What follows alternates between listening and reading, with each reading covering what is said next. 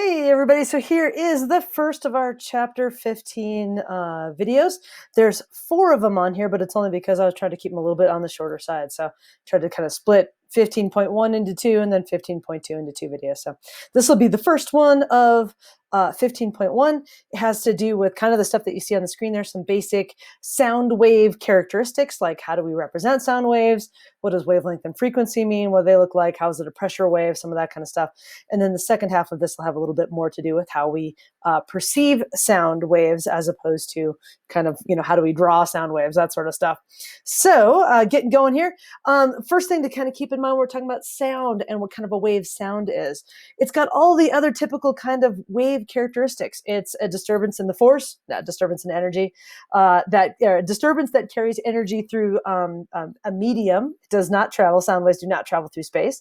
So sound is one of those mechanical waves that requires either a solid, liquid, or a gas to travel through. In this case, it's typically air is the medium that sound is traveling through. And in this case, sound functions like a longitudinal wave. So remember, there's 2 sort of general wave styles. If you talk about longitudinal and transform is the typical wiggly one.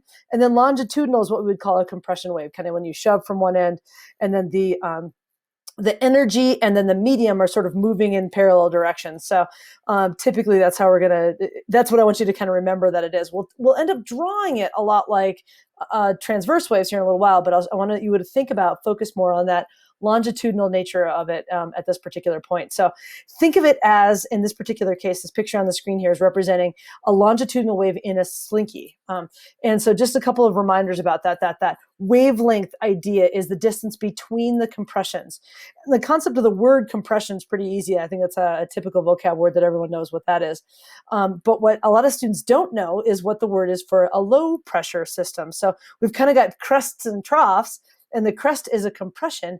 The trough, or the region of greatest spread, is actually called a rarefaction. How's that for a weird word, right? So we have compressions and rarefactions. It's not refraction, it's not reflection, it's a rarefaction. It's a dumb word, I know. I don't use it that often, so don't stress about it. I'm not going to ever test you on that particular word, but compressions and rarefactions, or high pressure and low pressure areas between those. And again, the length between a pair of compressions or a pair of rarefactions would be considered to be one wavelength. So what a sound wave actually is, though, it's not a pressure wave moving through a slinky, it's a pressure wave moving through air. And so what's a little bit harder then for students to picture this, and I would suggest that you go up and look up like a sound wave and air animation or something like that. Go find a GIF of it. In fact, this is kind of a screenshot of a GIF, but go find one of those, and it's a little bit easier to see kind of how the compression is actually sort of moving through the air. So a couple of things, if you take a look on the screen, some things to sort of take a look at here. Number one, to keep in mind that it is a compression. So you can kind of see there's a couple little red dots on here that are sort of highlighted. And that's supposed to be like, allows you to sort of see one particular air particle, if you want to think of it that way. And so these little air particles are literally just going to move in a real short range of distance. They don't go very far. The air particles don't move all the way across this thing. They literally just sort of wiggle in place, just like in a slinky. Any one particular coil, I guess, of that slinky really only moves kind of like this. It doesn't go like all the way down. Those metal chunks are sort of stuck in place. Well, in sound, the individual air particles have a real limited range that they move in. So maybe this little red particle only moves to the left or right, that little spot, and this little red particle in the middle here only moves in that little spot, and this one over here on the other side, on the right side, only moves in that little zone. So they're literally only just moving a little bit of a wiggly bit. To see where the high pressure and low pressure waves are, this is more about air density. So do you have a lot of air particles in one spot, or do you have relatively few air particles in one spot? So I find that it helps for me to see this in this picture. If you kind of squint your eyes a little bit, it makes it really easier. Stand really far away, maybe go stand over the other side of the room. But if you kind of stand far away from it, you can kind of see the high density areas where there's sort of more of these air particles that are stuck together. And those would be our crests or our compressions. And then you can also see kind of the regions sort of halfway in between the crests, and those would be our rarefactions or our troughs in between there. So we can turn this, because this is really freaking hard to draw, we can turn this into a sine wave. And that's typically what we end up doing, is that even though sound waves are actually longitudinal pressure waves, we tend to draw them as transverse waves simply because it's easier to draw them that way. So I'm going to see if I can try to do this. It's kind of hard the way my My drawing pad works compared to it. So there should be a crest every time that there's a high spot, and then a low spot, and then a high spot. See if I can kind of line it up here. So it's kind of like that. There we go, kind of. Anyway, sort of awkward, but we can take that same idea that if you think about every pressure wave as being a high pressure crest, and then every rarefaction as being a low pressure trough, then you can kind of think of this, and it's a little bit easier to draw or represent wavelengths using that sine wave or using that transverse waveform. Again, rather than trying to draw a bunch of dots like this, typically when we draw sound waves, we will still draw them with a wavelength using a transverse waveform, simply because it's easier for us. It's more convenient. It doesn't mean it's actually that form. It just means it's more convenient for us to draw that way. Okay, a couple things. I'm going to go back to this real quick. A couple things to really, that's the ear. I'm coming to that one in 2 slides. A couple things again to remember. If we're going to draw it in this transverse form, then we can talk about the distance from here to here would be what we would call wavelength. Remember that if you've got a longer wavelength, something along those lines, there you've got from crest to crest, that'd be a much longer wavelength. That simply means that those compression waves are just further apart. There's more sort of space in between them, or there's more time in between them if you want to think of it that way. And remember that wavelength and frequency are related to one another. That if you've got a short wavelength, you have a high frequency. And if you have a long wavelength, then you have a low frequency. It's a less often sort of an event.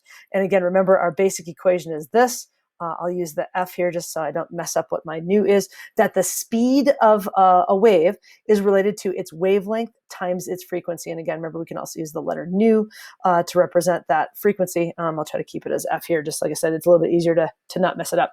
So speed is wavelength times frequency. In other words, the speed of wave is a constant for a particular medium. And that means that wavelength and frequency are inversely related to one another. But this does not mean that the speed of sound is constant, because it's not. I'm going to move my picture of me over to the other side here. The speed of sound is actually highly dependent upon the medium that it's in. And that's kind of what this slide shows you. This has to do with the way that sound gets transmitted. So remember that what sound is, it's high pressure, low pressure waves. And it's the actual air molecules are literally sort of vibrating sort of I got to get to a pen here, are sort of vibrating in a back and forth sort of move this way. They're sort of wiggling this direction. So if we're talking about air, which is a typical gas like this, sound actually moves relatively slowly through air, which sounds kind of weird to think about that. But this is because the air particles are actually quite far apart. So in order to get the pressure wave to move, the actual air particles have to be moving. And if these air particles are far apart, then they're not, it takes a long time for them to transmit that energy to the next air particle, so to speak. It is a form of kinetic energy.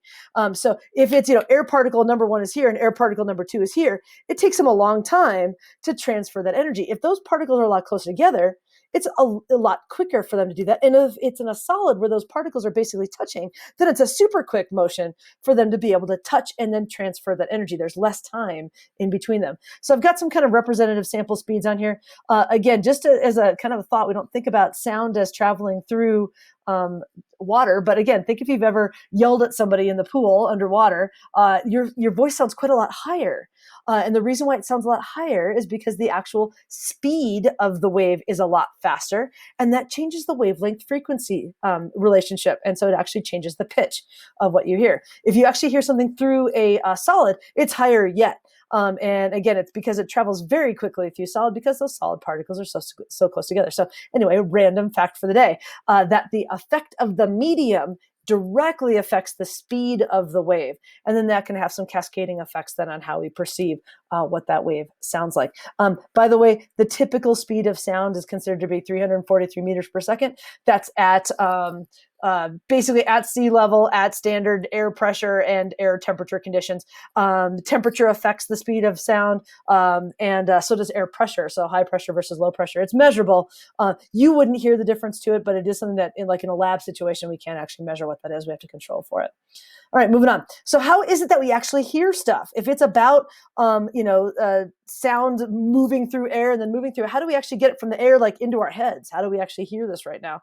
And so I just wanted to take a minute or two here to talk about your ear and how your ear works. And I'm not just talking about, that part of your ear. That part of your ear is actually called the pinna. So that's actually the outside part, by the way. Here's my friend Grumpy Cat is with me today. So like this part on a cat or a dog is the pinna, and then you can tell that animals have different kinds of pinna that they can rotate it to help them hear. If you've ever watched a dog listening to something or a cat listening to something, they can swivel their little pinna around. We can't.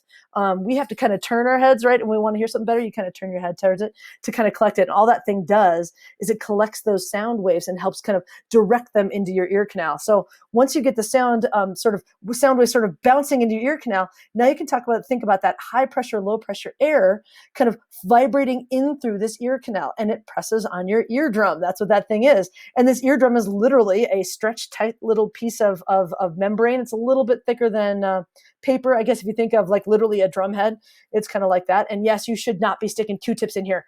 Everybody does. I know that. Everybody does. But you should not be sticking them in here much further than just this outside part, because if you do damage this eardrum, it does not repair very easily. It's actually very difficult. You can easily either puncture it in the center, or you can disattach it from where it's around the edges. And if you've ever blown a speaker before, you know that things don't ever quite sound right once you've actually blown that connection in there. So don't do that. So anyway, don't stick your Q-tips in there. So anyway, it makes this thing vibrate. And if you remember back from elementary school, you've got these three little tiny bones in here, right? The hammer, the anvil, and the stirrup. The hammer, the anvil, and the stirrup. The malleus, the incus, and the stapes is they're actually Latin names if you've taken anatomy and physiology. But those guys, when this outside part starts to wiggle, these little bones start to wiggle. And then these little bones press on something in here. This funky looking little snail, we'll see it more on the next bit, is something called the cochlea is the name of it. But it's your inner ear part. And your inner ear actually has a couple of different sections to it. So once it wiggles in here, it makes some there's some fluid that's inside here that moves around, kind of tickles some little nerve endings inside here. And I'll show you that in the next screen. This right here is your auditory nerve, the bottom part. This top part, this other part right here, these are called the semicircular canals, by the way. I won't talk about these much right now because these actually have nothing to do with hearing whatsoever. The semicircular canals here are full of fluid. They actually have everything to do with balance. When people talk about inner ear infections and sinus infections and stuff like that, and why having a cold throws your sense of balance off and you get that out of body experience, these three little tubes in here, these semicircular canals, are actually like an X, Y, and Z orientation. It's kind of drawn in here, but it's hard to tell. And as your head tilts, the fluid that's in there works almost like a bubble level does, that your body knows when you're tipping the fluid around in those little semicircular canals. And so that's how you know that you're upright. And so when you get a cold and you're putting kind of extra pressure, there's bacteria build up in there, the fluids build up in there, whatever, it could actually affect how your brain responds to that. When you get dizzy, and you're spinning around and all that kind of stuff, it's this fluid in here kind of keeps spinning. It's got some inertia to it. And that gives you that feeling like you're spinning even when you're not. And those are attached to a different set of nerves. That's these ones up here that are related to balance. So in any case, moving along, how do we actually hear? So this inner bit, here's that same little snail thing right here, that inner ear piece. Again, it's called the cochlea is the name of that thing here. You can kind of see that right there. The cochlea's got this funky little snail-shaped thing in here. This part right here is called the oval window oftentimes, and it's kind of where the bones from your inner ear sort of attach to this. And as this thing wiggles, it kind of compresses the liquid that's in here. It's a hydraulic system. And as the liquid moves around in here, it actually tickles little hairs, actually little nerve endings. This picture down here shows, imagine this snail shell sort of unrolled and laid out flat. That's kind of what this is. So you've got some spots in here that relate to actually different frequencies, that different wavelengths will resonate in that fluid differently and actually tickle different parts of your ear. So the low frequency stuff is way down deep inside here, and the high frequency stuff is out here. And so the high frequency stuff, that's why a lot of times high pitched noises actually sound really kind of, they hurt, right? And that's why you tend to lose your high pitch hearing actually much earlier, because it's these very first ones, they sort of get burned out a lot sooner, as opposed to these nerves that are way buried on the inside are your lowest frequency ones, and that's sort of your lowest pitch. And so if you take a look at this picture, it's kind of buried behind my me right here.